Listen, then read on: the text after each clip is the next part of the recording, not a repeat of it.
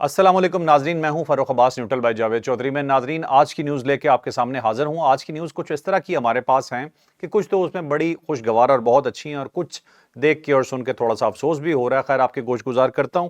सबसे पहली खबर जो आज हम देने जा रहे हैं उसका इंट्रोडक्शन मैं आपको फिलहाल सिर्फ इतना दूंगा। जनरल आसिम मुनीर साहब का एक चाइना का दौरा हुआ है, लेकिन ये दौरा बहुत ही गैर मामूली था। एक तो इसका रिसेप्शन वहां बहुत गैर मामूली था और दूसरा ये दौरा भी गैर मामूली था। इसमें क्या कुछ हुआ ये डिटेल आपको बताएंगे।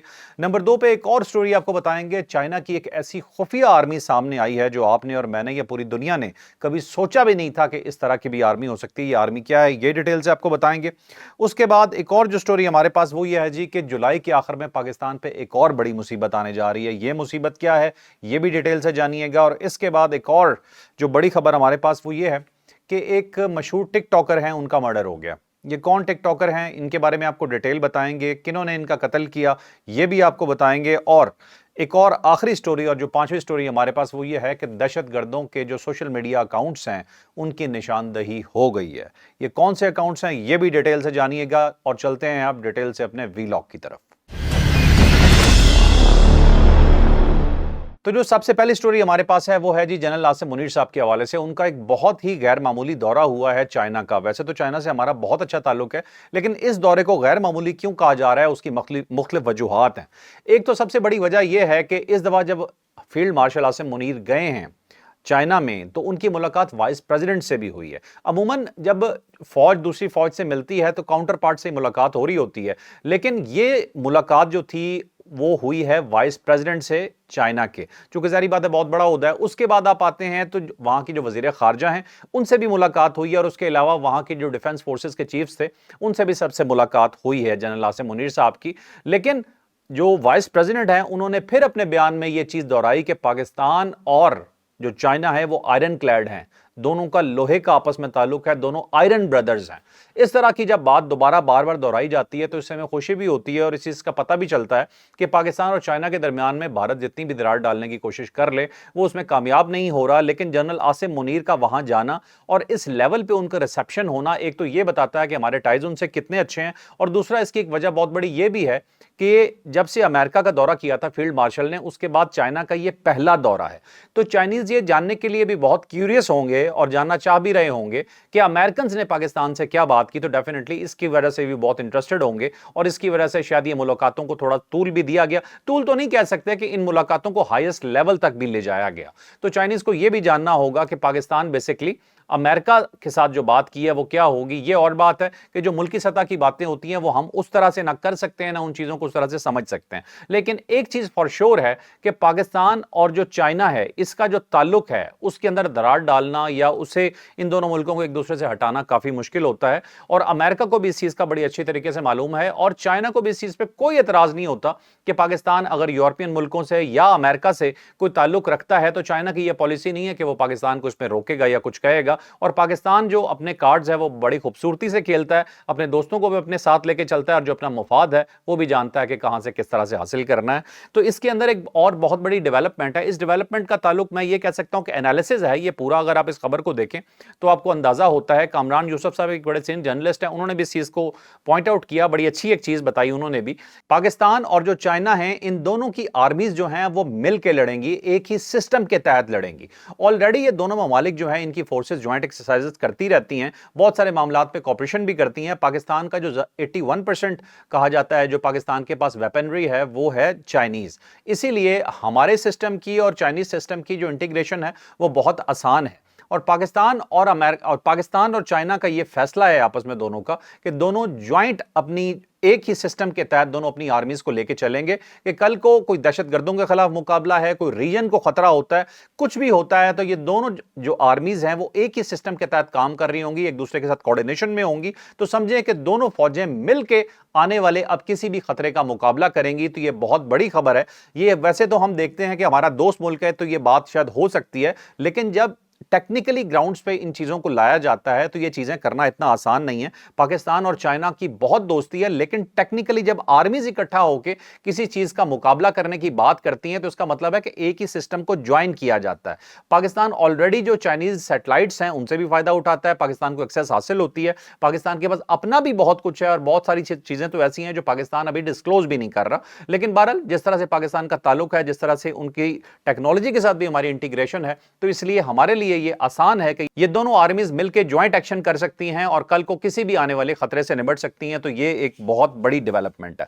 और जब दूसरी स्टोरी पे आते हैं, दूसरी स्टोरी हमारी बहुत ही इंपॉर्टेंट है और ये भी है जी पीएलए के हवाले से, पीपल लिबरेशन आर्मी जो चाइना की आर्मी है उसी के हवाले से है। उन्होंने अपने खास यूनिट को शो कर दिया, अपनी खुफिया फौज को शो कर दिया।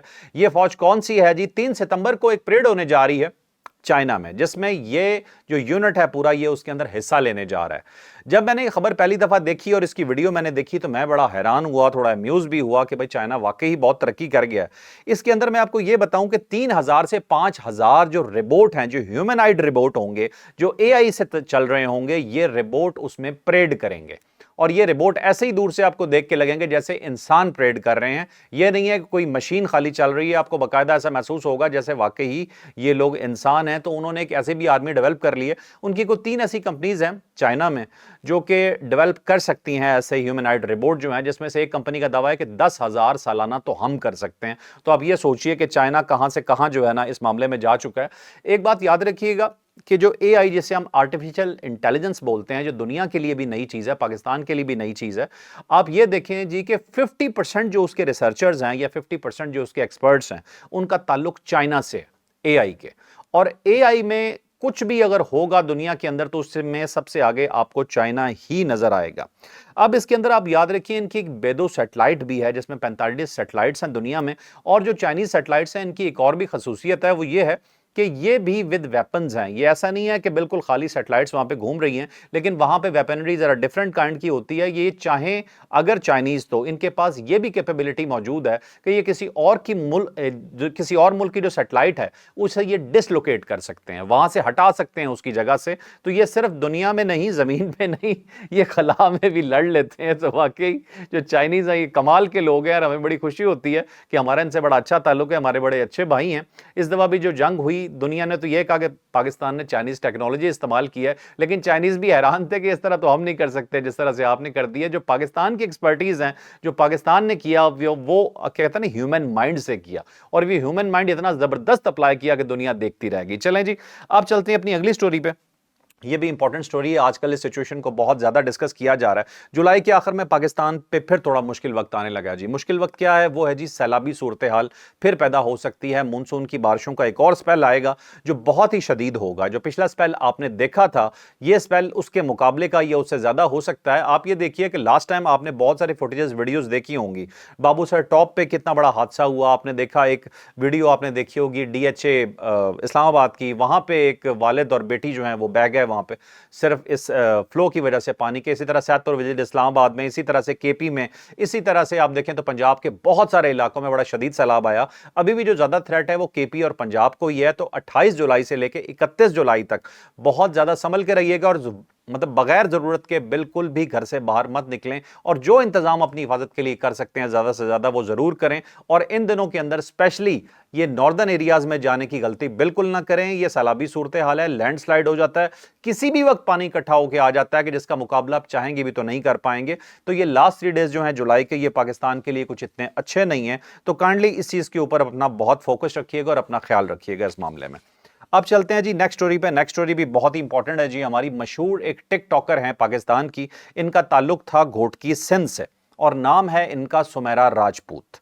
इनका जी मर्डर हो गया है और इनके घर में इनकी डेड बॉडी मिली है और अब उस पर इन्वेस्टिगेशन हो रही है। लेकिन इसके दरमियान में एक और चीज हुई। जब थोड़ा सा इन्वेस्टिगेट किया गया तो पता चला, कुछ अर्सा पहले इन्होंने एक वीडियो अपलोड की थी और उस वीडियो में इन्होंने बता दिया था कि अगर मुझे कुछ हुआ तो मुझे मारने वाला कौन हो सकता है। तो इन्होंने नाम लिया था अपने साबका हस्बैंड का। तो इनका साबका जो हस्बैंड है उनका नाम अली रजा है और उन्हें इन्होंने पॉइंट आउट किया कि अगर मुझे कुछ भी होता है तो इसके जिम्मेदार ये होंगे। अब एक बात समझ नहीं आती कि टिकटॉकर्स का बहुत ज्यादा नाम सामने आ रहा है अक्सर इस तरह के मामलात में کہ جہاں پہ کوئی وائلنس نظر آتا ہے, جہاں پہ مرڈرز ہو رہے ہیں, آخر ایسا کیوں ہو رہا ہے. یہ ایک بڑی لانگ ڈیبیٹ ہے, لیکن مختصر سی بات یہ ہے کہ آپ کو اختلاف ہے, آپ کسی چیز کو اچھا نہیں سمجھتے, بالکل ٹھیک ہے, آپ کا پورا حق ہے, آپ اپنی رائے رکھ سکتے ہیں, لیکن کسی کی جان لینے کا اختیار آپ کو کسی صورت نہیں ہے.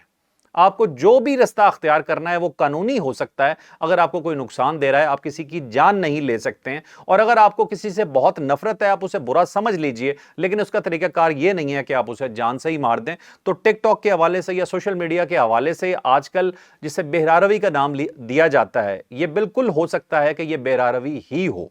یہ بالکل ہو سکتا ہے کہ اسے سدھرنے کی بہت زیادہ ضرورت ہو, لیکن اس کا طریقہ کار یا اس کا اینڈ بالکل یہ نہیں ہے کہ کسی انسان کو اس کی جان سے مار دیا جائے. اب چلتے ہیں جی اگلی سٹوری پہ. نیکسٹ سٹوری بھی بہت امپورٹنٹ ہے جی.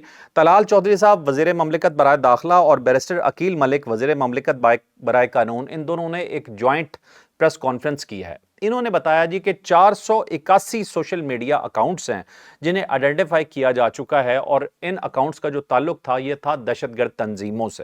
اور یہ دہشت گرد کون سی تنظیمیں ہیں جنہیں یو این بھی ڈکلیئر کر چکا ہے دہشت گرد, یورپ بھی کر چکا ہے, امریکہ بھی کر چکا ہے, اور ان کے اکاؤنٹس آپریٹ ہو رہے ہیں. تو پاکستان نے آفیشلی جو ہے لکھا ہے تمام سوشل میڈیا کمپنیز کو, جو جتنے بھی پلیٹ فارمز ہیں اس وقت سوشل میڈیا کے, انہیں کہ ان اکاؤنٹس کو بلاک کیا جائے اور اے آئی کے تھرو ڈیٹا لے کے ان کا پاکستان کے ساتھ ڈیٹا شیئر کیا جائے تاکہ پاکستان ان کا تدارک کر سکے, کیونکہ یہ عام نارمل لوگ نہیں ہیں, یہ پروپوگنڈا کرتے رہتے ہیں, اور اس کے علاوہ ان کا تعلق ڈائریکٹلی دہشت گرد گروپوں سے ہے کہ جن کا مقصد کسی بھی ملک کو صرف ڈی سٹیبلائز کرنا ہوتا ہے. تو اس لیے بہت ضروری ہے کہ ان کا کلا کما کیا جائے. اور اب اس کے اندر ایک اور بھی ریکویسٹ کی ہے پاکستان نے, اور پاکستان نے کہا ہے کہ جتنی بھی سوشل میڈیا کمپنیز ہیں یہ پاکستان میں آ کے اپنے دفاتر کھولیں.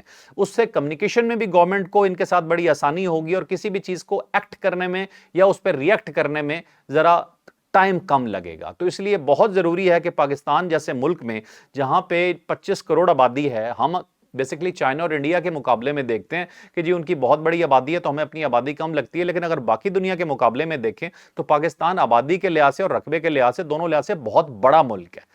تو اس طرح کے ملک کے اندر یہاں سوشل میڈیا کمپنیز کے جو ہیڈ آفیسز ہیں یا ان کے کوئی برانچ آفیسز ہیں, کچھ نہ کچھ یہاں پہ ہونا بہت ضروری ہے تاکہ اس طرح کی بہراروی کو روکا جا سکے. کہ جتنے انسان زیادہ ہوں گے اتنے ہی ذہن زیادہ ہے, اتنے ہی زیادہ ذہنوں سے کھیلا جا سکتا ہے, اتنے ہی زیادہ نقصان کو کیا جا سکتا ہے.